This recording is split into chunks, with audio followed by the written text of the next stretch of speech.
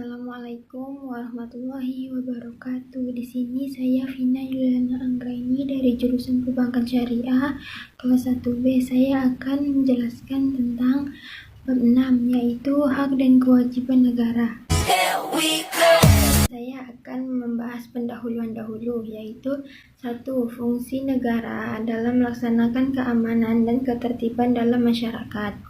Kedua, kesadaran akan hak dan kewajiban sangatlah penting agar tercipta kehidupan yang dinamis. Pengertian warga negara. Penetapan warga negara dalam suatu negara ditentukan berdasarkan peraturan perundang-undangan.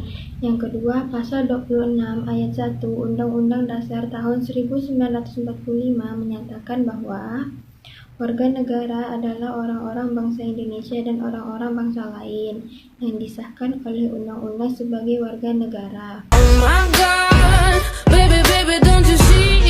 Pengertian hak dan kewajiban. Di dalam pengertian hak dan kewajiban itu terdapat pengertian hak dapat dipahami sebagai HAM atau sebagai hak asasi manusia. Yang kedua, Undang-Undang Nomor 39 Tahun 1999 tentang HAM atau tentang hak asasi manusia. Yang kedua yaitu kewajiban asasi, di mana kewajiban ini yang terdiri dari kewajiban hak asasi manusia juga.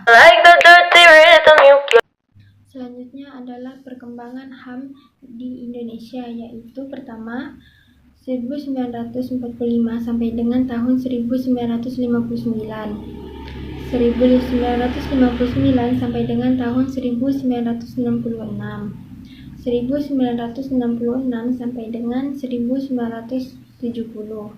Selanjutnya 1970 sampai dengan 1980. Selanjutnya 1990 sampai dengan 1998. Selanjutnya 1998 sampai dengan sekarang. Nah, itu adalah tahun-tahun perkembangan HAM atau perkembangan hak asasi manusia di Indonesia.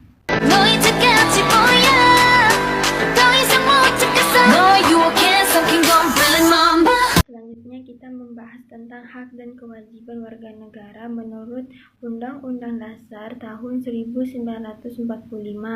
Di dalam hak dan kewajiban warga negara menurut Undang-Undang Dasar tahun 1945 itu terdapat dua, yaitu hak warga negara dan kewajiban warga negara.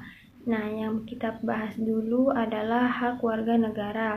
Di dalam hak warga negara diatur dalam Undang-Undang Dasar tahun 1945 pasal 28A sampai dengan 28J. Di dalam 28A sampai dengan 28J itu terdiri dari hak asasi pribadi, hak asasi ekonomi, hak asasi sosial dan kebudayaan, hak asasi prosedural, hak asasi politik, dan hak asasi dalam perlakuan yang sama.